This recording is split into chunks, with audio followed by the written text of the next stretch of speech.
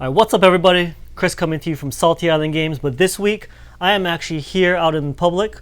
We're being safe as always, but we're out at Warroom Games down here in Las Vegas, Nevada. For those of you not aware, if you ever come into Las Vegas, right by the airport, literally across the street from the airport as you land, you're going to see Sunset Park. It is the other corner from Sunset Park in the, what's the plaza called, Vincent? Park 2000. Park 2000 Plaza, sweet. And with me today, I've got the owners of Warroom Games. Big shout out. You guys probably actually know these people if you have anything to do with the tournament scene. These are also the people who put on the Gentlemen and Ladies GT, I believe. Is that what it's called? Yes, sir. Gentlemen and Ladies GT here in Las Vegas. Well, it's actually the Gentlemen's GT and Ladies. Is there a story behind that about who made you add that ladies? Well, no. It was part of the original name, but we just thought it'd be funny to do it that way since the perception of wargaming is that it's male dominated. Right. But even on our own, the Warroom Gladiators, we do have a woman that plays on our team. We're actually both for 40K and for our Age of Sigmar teams. So we thought it'd just be funny to make it seem like it was an like an afterthought. So I want to introduce them both. We've got Ray and we've got Adam here from Warroom Games. Say what's up, you guys. Hello.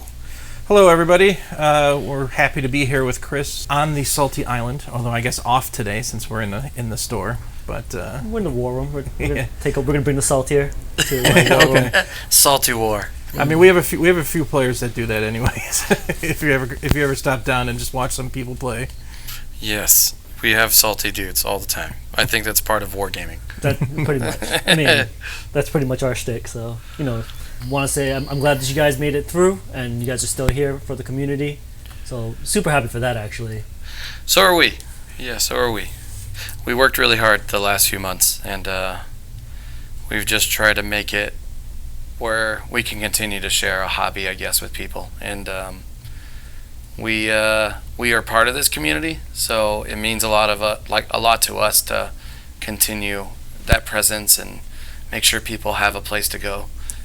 Yeah, we're happy that we're still able to provide at least some table space in a somewhat limited capacity because of everyone's trying to be safe, but people can still come down and play a bit, which is what we try to do. And the community has also been great. They helped us through as well. We wouldn't have been here without support from the community.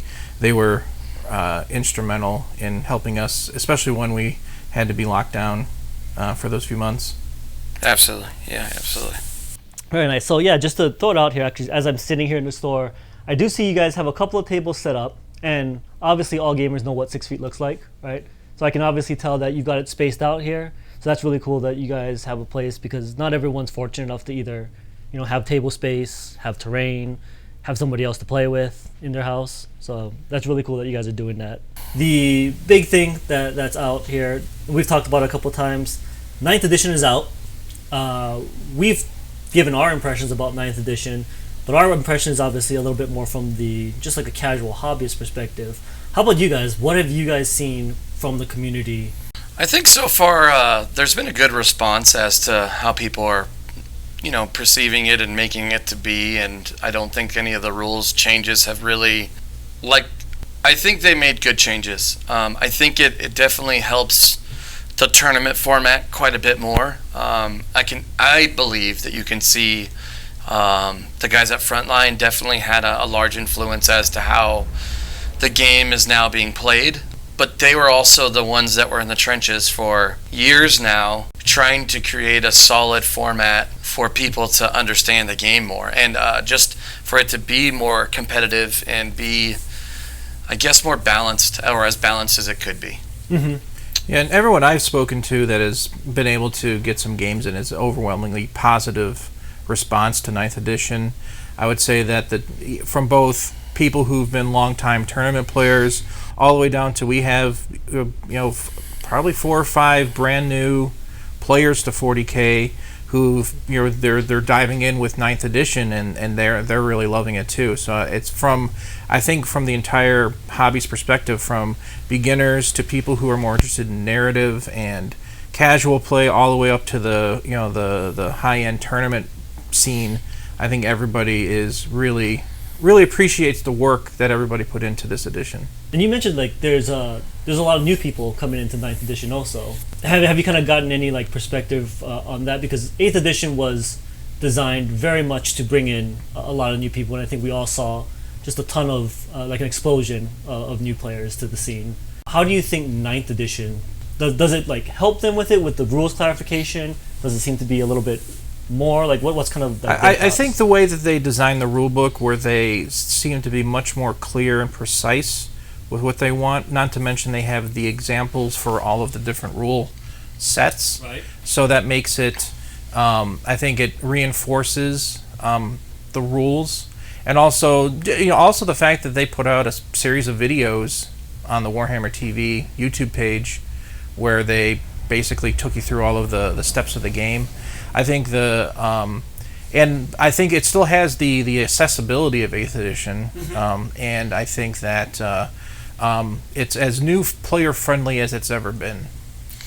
Yeah, I agree. I think anytime that there's a new edition, though, I always believe that you're going to get the guys that are seeing it for the first time, and now they're on level playing field with everybody else, because they just haven't played before, but yet nobody's played the new edition. So you're much more on a level playing field than other guys are. I think that always helps, but to be honest, I think COVID and the pandemic has made it to where more people are interested in doing a hobby, and they're finding that this hobby, it hits on so many different facets of what a hobby is, that you find more people just jumping into it based around, maybe I just like painting models, or maybe I just like reading books, or whatever it is. But that's the great part about 40K side, is it opens it up to so many different facets.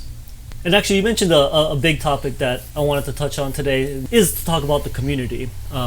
With the COVID, obviously, we've all had to make a lot of adjustments and a lot of new things going forward. And since you two are a big part of the Vegas community and just a big part of the 40K community, what do you guys see with the community right now? What I see is, like, I think people are genuinely needing something to take their mind off of what's happening in their face every day, and it's just shoved down their throat. And to have an outlet like 40K or like gaming, it's huge. I mean, psychologically, I think it's huge for people right now. Like, to be able to paint models, to be able to express themselves, to be able to talk to other people that have a common interest, it's needed. Like, this is the most needed thing for people, to just engage with something that takes their mind off of all of the craziness that's going on. The community, I think it's strong, but I do believe that there's a lot of guys that aren't still coming out, and I believe there's a lot of guys that are still have concerns about what's going on. And I get that. We have to be as understanding as we can be. Regardless of our points of views, man, you have to just say, like, hey, it's okay, man. Like, if you can't do it this time, there's another one. Right. If you can't do it another one, then there's another one going to be after that. And that's what it takes for us as a community to keep it going, And I agree with Ray's sentiment, and also I just think the fact that the fact that you can do this hobby, like you can do the painting and the modeling part, and you don't need to have a playing partner or group in order to do that part, but you're still participating in the hobby. And I actually think it encouraged a lot of people to get to that point where they're taking their hobbying side more seriously. They incorporated into the rules for some of the scoring for painted models, and I think that I think gaming in general, like tabletop gaming in general, you would think that because you need to be in person, it would be hurt by this, but I think a lot of families are getting back to it too that weren't necessarily participating before, because everyone's in the house, and you've watched all of the YouTube channels you want to watch and all the movies, and now you're thinking of something else to do as a family. And so I've seen a lot of families come in and want to try not just wargaming, but like Dungeons and Dragons or board games and all of these other things too. Yeah, absolutely. Like I've done it with my own son. Like, we've played more 40K than we've played in years. I actually always wondered that if you got your kids to play. My younger one doesn't really play as much. He's not really a strategist. But my older one, he loves it. It's just there's no time. Yeah, I mean, but he absolutely loves it. Like I know as he becomes older and he has more time, and he 100% will be playing. nice. But he's played for a long time. He's played for years now. I mean, he played while I was still working at GW. So. Oh really? Oh nice. He's always kind of been around it. It used to be funny because he'd be winning a game, but because he lost a favorite unit, he would cry. But he'd still be winning. It was fantastic. I mean, we've all been there. I think that's a pretty common game. Salty, moment. you know what I'm saying? Right? Very cool. No, I definitely agree with everything you both said. And one of the cool things that I think I've seen also a lot, like you guys mentioned, online presence. A lot of people just showing off things that they've painted. I know it's real popular. You guys put out some painting competitions. You know, I always love checking that, seeing what people's, like their COVID hobby time, what they've been spending it on. And there's been like a pretty big range I noticed, which is actually really cool. Like I've seen some people that I've known in the community for a long time. Obviously, they've got some incredible work. Sure. But I also saw some like brand new painters, and I was looking at it. I'm just like, I don't recognize that name. And then like I'm looking at the paint, I'm just like, oh, like someone will comment like, yeah, like this is, I just got into this. I just want to try this out, and that's just really cool to see people coming out. And like you said, it's a way to express yourself. That series that we did, I was like 4 to 6 weeks. I think we had a new paint contest every week. We did like painting a battle force. We did painting a start collecting box. We went away from it when we were able to open up again, just because it was just me and Adam, and us trying to figure out how to run the store after not having employees right now. And we loved doing it because it did show that we were still connected with people, and they were still able to like show their stuff. And even though they're not coming in and being like, hey, just look at my stuff, because we get that all the time. And sometimes we're just like inspired ourselves off of what people bring in. Like Tony Sandoval, he had some stone, Stormcast Eternals. Yeah, Stonecast Eternals. Stonecast Eternals. And man, he said he got the idea from somewhere else, but I was like, man, that's like, it's such an inspiring thing when you see people's stuff that are wanting to learn more about painting, and they're just going all in and they're trying to figure it out. And Jason's Blood Orcs, his Orc Blood Angels conversion always got a lot of comments when people came in. And there's the other last week there was a couple that came in from Indiana, and the guy just started opening up his own board game bar. Oh, okay. In Indianapolis, but he had just when they had to lock down, he just got in the 40K, and he was showing me, and his progress was like, for somebody who'd only been painting for 2 months, his progress looked like somebody who'd been painting for years. He had really impressive models. But again, he didn't get in. Like, he knew about board games, and he was starting this venture. But he got into the 40K hard. Unfortunately, his girlfriend was bored out of her mind here. But he was just all about it, and super excited. And he showed me all the stuff he painted. And it's great to see that people were able to turn sort of that negative into a positive 100%. Energy. Absolutely. And that's why we were doing the paint contest, to kind of help people, focus their energies into a positive direction. I think that was the hard part with it too, is like you have people that are just have nothing going on. They're not working. They are just sitting on their butts, like almost out of pure boredom of trying to figure out what to do with themselves. And we had a bunch of people that I think started the hobby at that time, but man, it's impressive on how much those people have just went full tilt and just, I want to be part of this. This is so cool. And I really believe that the mainstream is just like this. We're 40K is right there. Right. It's very close to video gaming at this point. And you're going to see these big things release in the next few years. And Dominus was definitely one of them. That was super nice. The surge of that was insane. regardless of whether they did it wrong or not. Yeah.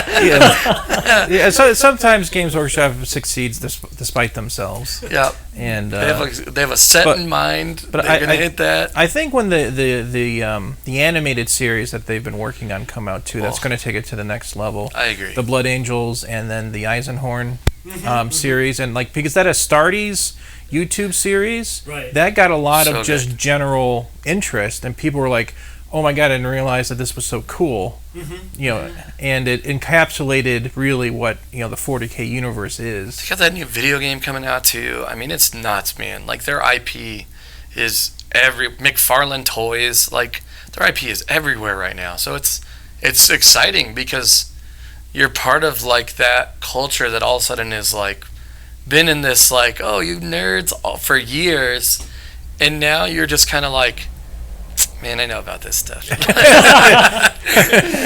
All right. We'll take a quick pause here, actually. All right. Quick beard check, right? When did you get into the hobby?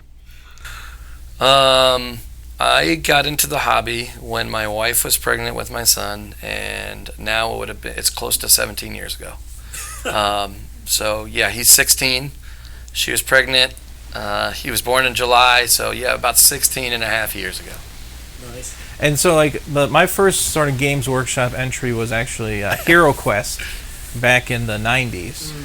The board great. game, the classic board game. I still have it. I found it recently. It's complete. No way. I'm not selling it. So don't ask. Let's just play it. And but that was my first entry, and I remember walking into the store where we bought it, and they had a beautiful Warhammer Fantasy display set up. But at the time, my parents didn't want to invest that into a 10-year-old. So, but then later on, I like really big into the miniature wargaming scene. It's been about 6 years for me. That's when I got into it full time. Necrons for both of us. Yeah, Necrons were both our starter armies, and now they're back. And we're both doing them this edition. Yeah. both doing Necrons. So you're around. You are old enough though, Ray, to remember the original. Yeah, he is Necron. old. That is correct. Old, but yes. And I'm not even talking about the original plastic with the goofy monolith. I'm talking about you actually were around with the what was it, that little hover trike Necron. I do remember. Those were destroyers those at were that the- time. yeah. As the destroyers. Yeah, they had the Derpy Warriors too. Derpy Warriors, yes. There was a lot of not so great models, but man, just the evolution of what the Necron storyline has become, it's super fascinating to me. Like it's like when they announced the Void Dragon, I mean, I almost like cried a little. I mean, it was genuinely like something that I had so many conversations in the last 16 years about, and shared my ideas and shown all these like, look at conspiracy theories, whatever you want to call them. But it's so like, of course he doesn't look the way that I want him to look, but it's so well done of a model that Right. I don't even care. It doesn't even matter. It just means so much to me to see something that I never thought I would see. I mean, it's like how everybody talked about the Emperor or Horus, and they never thought they'd see those models. Right. Now I've seen this, and I'm like, man, like it kind of came full circle for me. And I also think starting with the Dark Imperium era just proves with the Black Crusade that once and for all, the only good guys in the Warhammer 40K universe are the Necrons. Right, it's 1,000 Suns. Got it. They're the only ones who are Exactly. pushing back the warp.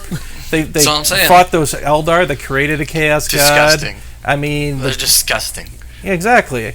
Necrons are just old. Trazine is keeping history alive in his stasis fields. I Right, mean, could I edit this entire section out? Nobody needs to hear any of this. Praise Zeech, right? No, I got you. That's I'm glad great. you all agree with me. Awesome. No, but that's amazing. And Necron players, I'm super excited. Both of you are amazing painters. Like, I love just seeing the work that you did. Nerds. So, right? So I am super hyped to see what you guys put together for your Necrons. And I'm assuming you guys are going with different. You guys have like a favorite Necron dynasty? See, that's hard for me. Like colors are probably the reason why I go with dynasties. But I decided to do something a bit different. Instead of going Egyptian, I'm gonna go more like Amazon rainforest not Mayan, not Aztec, but something that falls in between that. Okay. With more a jungle theme to everything, like, their bases. Maybe look at like they have more moss and stuff on their bodies. Just because I want it to be a bit different, but I don't even know what dynasty. I haven't even looked. Right, because right now they haven't. I'm assuming they're going to put out a new Necron Codex. Yeah, in October. So with that, I can't really say what dynasty that is going to suit what I'm looking for. I'm just going to run them as general Necrons unless there's like a really good power curve that I can take advantage of. And yeah, from a rule standpoint, I've seen some of the dynasty rules. And I think they got leaked about a week ago. Cheater. And I think Novak, the melee ones look interesting, especially with the upgrades to Praetorians and Lich Guard. Right. Especially Praetorians. But as far as like from a fluff standpoint, like I in a color scheme, I picked my own. I didn't want to. When I started painting, I wanted my Necrons to be my own dynasty. So that's they'll follow the the tenets maybe of a sister dynasty, but Okay, gotcha. but as far as wanting them to be, I wanted them to be their own, because the Silent King cut off the command protocol, so now everyone can sort of do their own thing if they want. Oh, was that the actual fluff that they went with? Yeah, so when he exiled himself, as he went out and everyone was going to sleep, he severed the command protocol. So before that, everyone had to listen to what he said. Right. But now it's more of a true sort of like really it's the dynasties, and that's why like there's rising tension between Sawtek because they're the biggest awakened dynasty and the Silent King because Imhotep thinks he should be running things. I mean, Imhotep thinks a lot of things. It's very interesting. All you have to do is send orcs his way though, and he just loses his mind. So it's so nerdy. I want to read more. On that note, actually, let the community out there know as well, is you guys are thinking about making use of the Crusade campaign. Yes. Look, we've always loved more campaign-style play.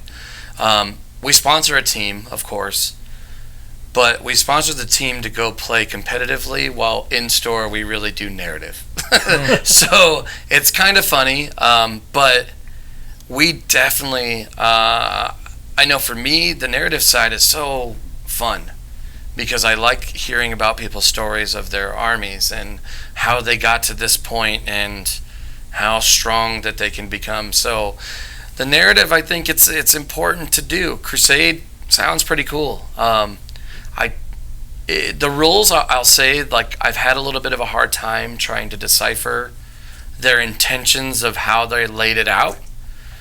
But after watching a few videos and then reading over it, you kind of like have to go back and forth because they kind of put something a little bit here and then they put something else over here and then they put some pictures in between. 4-page picture spread right in the middle of a sentence. Yeah, it's more like an old school GW writing where they used to have to read like 3 paragraphs of fluff in order to get a rule because the rules intermixed in the fluff paragraphs. Oh my God, I remember in the that. old days.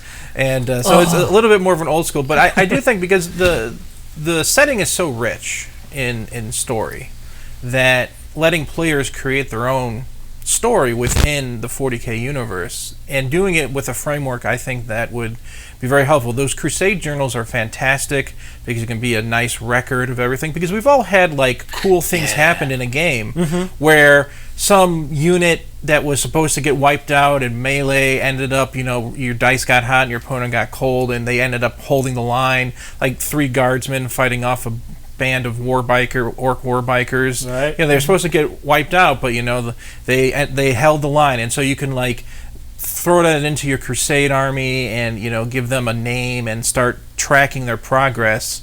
And I think that's a really cool thing to do, because then it gives your army, it's not just models, then they get a personality. This is the rough hearts or whatever you want to call them, right? Because they held the line. And then in Necron terms, this is 0100. Yeah, well, 0. Exactly. I mean, you basically, because Necrons don't die, you just phase out and you come back. Yeah, it's It's fine. Nice.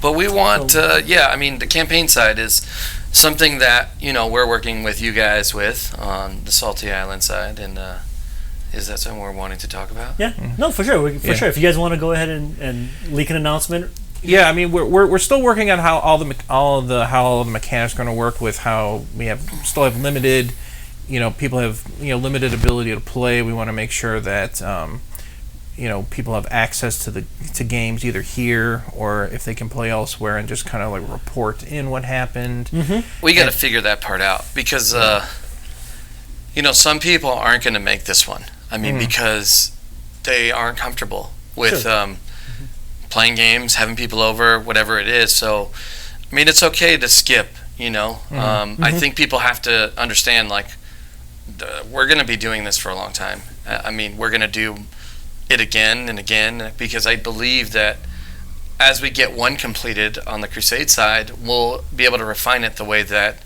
we can do it for the store and make it better. True. And with us working with you guys, for me, that's what community's supposed to do. We got to get together with other people that have a common interest and make it good for everyone. I think that's your guys' intent as well, with the way that you're explaining armies and the way that you're showing Warcry, and that stuff's important. People need to have more information on things, and it's not just a store like ours that people may think that, they're just trying to sell stuff. No, not really. We're super nerdy. We're super into our hobby, so it's not just about sales for us. It's about we're doing this because we like doing it, but we know a bunch of other people like doing it as well. So of course we just happen to like our favorite game that's played the most. Right. So lucky us. We always kind of joke that you guys just opened a store just so you can get more people to play. Yeah. But that's what your goal is as a store owner, right? Your job as somebody that owns a store is to introduce as many people as possible to this hobby, period. And if you're not doing that, you're not justifying why we have a community. Right. You want to share it with as many people as you can. It's important to do that because how does my son, how does he know that it's okay to just be nerdy and goof around, right? Without somebody like us that's no, dude, it is cool, it's fine, Yeah, because for us, a really fun thing is when you have a person come in and they're all excited and they're asking a bunch of questions 100%. And they've maybe gone to the Games Workshop website or saw some Wikipedia articles, they saw a video or they played a video game or read the novels, and then they come in and they're and that's exciting for us because then we get to share it with them and basically introduce them to the world because back in the day, it was much more of almost like a secret society. Sometimes you meet somebody and they make a reference, and you're like, oh, okay, I got that reference, so I know that you're a nerd too. But now it's just all open. We want as many people to be. I mean, because we welcome everybody here. I mean, everybody is. We want everyone to have fun, and because we think this hobby is actually good for people, because you interact, you learn about yourself when you're playing the game. You can develop new skills with painting and building, and it's a good way for people to positively interact. And sometimes in this world it seems like we only get negative interactions with each other, but this is a way to positively meet new people and have a shared interest. I 100% even more on that. You got to think too. Socially, everything's on a screen now, and that's how we hang out with people. That's how we talk to people. It's how we get to know people. But in this realm, it's face-to-face hanging out, meeting people, having a conversation, all of a sudden realizing, oh, I like the same movies as you too, bro. Oh, you want to go out to eat after this? Yeah, dude, let's go. Man, that's what the social interaction should be. So it is our job. I do take a pride in that. It's my job to teach people about our community. And if we don't do it, man, it's probably not a good business for you. Right. Do what's right. Absolutely. No, I'm glad you, I would definitely appreciate you guys being here for the community. Obviously, it's been rough on everyone. The fact that you guys are open again, we can come down here and hang out. Obviously, the fact that we can come down here and buy paints and I not have to wait for GW to ship me paints when I'm halfway through painting a model and I realize that my paint has dried out because GW's pots are still GW's pots. But no, I mean, it is really cool. I'm glad that you guys made it through and that you're here, and I'm super excited to be working with you guys on doing a little bit more for the community, just giving a little bit back. Like you said, I've been in the hobby. When was 3rd edition? Whatever 3rd edition was. That was 20 plus years ago. Yeah, it was like 17, 18, 19 years. The holy 3.5 Chaos Codex that I will never let die in my heart. Right? That brought me in. But, just like you said, we've been around for a long time also, and we're just looking to be able to, interact with people, like you said. It's been a rough time, give back a little bit to the community, and obviously love to see some new people come in, which 8th edition and 9th edition I feel is doing a great job doing. Absolutely. Yeah, I can't even... It's just amazing to me how many people are getting into this hobby right now. It's dumbfounding sometimes because you're just like... We talk about it, and we'll say like, yeah, I got like 2 or 3 new guys today, or, oh yeah, this week, yeah, I probably had like 5 or 6 new dudes. Like, it's weird. Like, it's a strange feeling. And it sort of grows too, because you get one guy comes in and there's a new customer and he's like, yeah, I'm getting my 4 buddies, we're coming down here where I'm going to show them all how to play, and that's where it, but that's gratifying because it's like these guys were already friends and knew each other, but this is something else for them to bond over. Plus, like, you see people come down and they get introduced, and then they're in our community, and then all of a sudden you see like new friendships just develop between different customers, and it's really gratifying to know that like we're a place where people can sort of come together and share an interest and have a good time and be a positive place in this world, because it's especially now with everything that's going on, it's hard to find sometimes those little rays of sunlight, and I think people come down here and they know that we're a welcoming place. I see most of the time people come down and they got a little smile on their face because they come to a place where they can talk about their hobbies and get interested, and whether it's us or other customers.